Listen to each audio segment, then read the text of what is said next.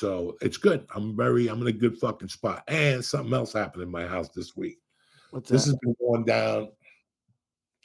This has been going down for about 2 years, but it really came to life when we moved to this house because I would keep my bong under the bar and I keep Ooh. my little grinder under the bar. It was hidden, but the weed is very pungent. Yes, it So is. every time people would come down, you could smell it. Sometimes my wife goes, you could smell it in the fucking hallway when you walk in. About 3 weeks ago, I took the bong and I cleaned it with the steamer and hot water. I boiled it. My Right? wife, she's like, "Are you smoking pot in the house? The whole house smells." Because the bong was fucking deep in THC and I steamed that motherfucker. So a couple of days ago, I'm talking to my wife, maybe 2 weeks ago. She says to me, "Joey, the cops were at school and they talked to Mercy about marijuana." Oh, And I wait. said, Specifically Mercy or just her class? no, the whole class. It was like the DARE program, a certain Okay. cop. Yeah, which listen, you got to have that. I had that growing up. Not that it made a difference, but to be honest here, not that it made a difference. I'm not proud of that, but that's the way it worked out. And I told her, and then she came back and I said, "So I heard they talked to you at school about drugs today." And she's like, "Yeah, Dad, marijuana." And then she just started rattling off. Like she absorbed the whole conversation. And she was talking about how this THC, like little things. It does this to you, Dad. It does this to you. I go, okay. About a week later, I come in and I go, she goes, "Dad, are we going to go eat something?" I go, "Absolutely." And I go change your hair and get a jacket and I'll wash my hands and we'll leave. Well, I went outside to sneak a bong hit and I'm sitting there with the bong in my fucking hand. And she comes, Oh, she goes, "Dad, I'm ready." She saw the fucking bong, guys. She saw the fuck. yo. So I hid the bong.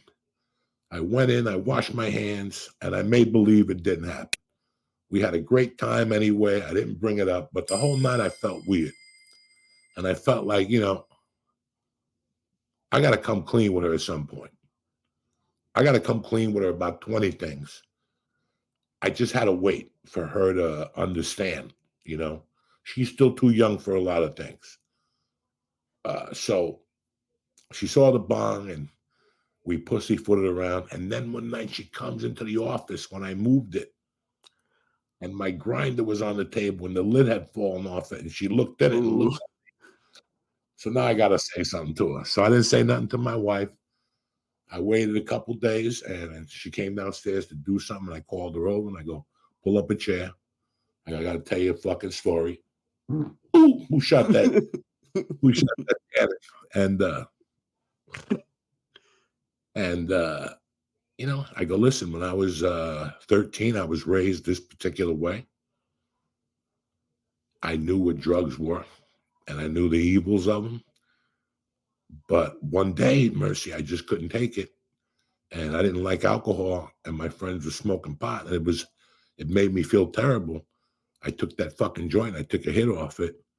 And I go, my world changed, Merce. I go, I didn't have anxiety no more. But I was very ashamed of it for 2 or 3 years. For 2 or 3 years, I was very ashamed of smoking pot.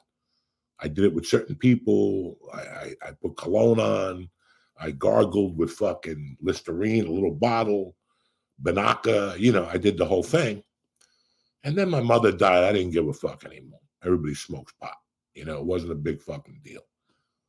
So I told her the truth. I said, I started smoking, blah, blah, blah. And then I came a couple of years ago. I did this and I joined with a company. And that's what laughing gas is. Also, she sees laughing gas and she sees the joint tubes. And she's not stupid. She's not stupid. She doesn't know what's in there, but she never really asked. Now, when I was growing up, I lived in that same predicament. I know they were doing something. And then I found out what people were doing. And then when people would talk about it in front of me, I had to make believe like I didn't know what they were talking about. But in fact, I knew more about drugs than they were talking about. but I wasn't allowed to say nothing. And that always created like this conflict with me, like this inner fucking conflict, you know? I didn't Because want you had a conflict because you knew it and, you didn't tell your mom? Like, what was the conflict? the conflict was I saw people at my mother's bar doing coke. I didn't have the heart to tell other kids. It was 1975. I was fucking 12. You know, I would see them put the coke rocks, and then I would wake up in the middle of the night and they'd be in my living room putting coke rocks in their nose with the aluminum foil wide open. I would go into the living room and talk to them, but I would make believe I didn't look at the aluminum foil. At one point, they stopped putting it away, and at one point, you know, it was just an uncomfortable position. But I knew how to. It fucked with me a little bit as a child. That, you know what I'm saying? Like I knew something that nobody else had a secret about. That here's my living room. I'm waking up in the fucking seventh grade, and my mom is cooking, and there's fucking my stepfather's watching TV, and there's three gorillas drinking, fucking snorting coke in my living room, listening to Cuban music. Something ain't right here, you know? But it was very hard to come clean with people at that age and go, what are you talking about? I just left fucking three junkies in my living room. Right, and it's your living room now couldn't be more different. Like, Mercy doesn't have that at all. No. So this house is peaceful. There's nobody showing up here stabbed in the middle of the night, and I gotta, you know, clean his hands with gasoline because he shot somebody. And my life isn't even close to that. This is a fucking. We watch Venom at night, you know, the cringe, whatever the fuck it is, you know.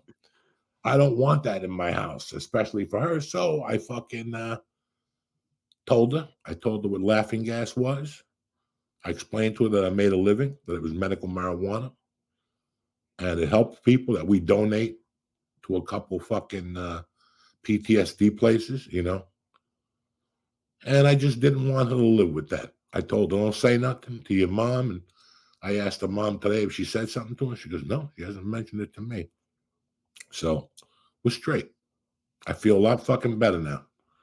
And next, I got to drop another bomb on her, and then I'm gonna have to drop another bomb on her because she understands, but she really doesn't. Like, do you think I'd be talking to you about this 20 fucking years ago? No. What am I doing here? But I just want to let people know that it was a tough decision for me.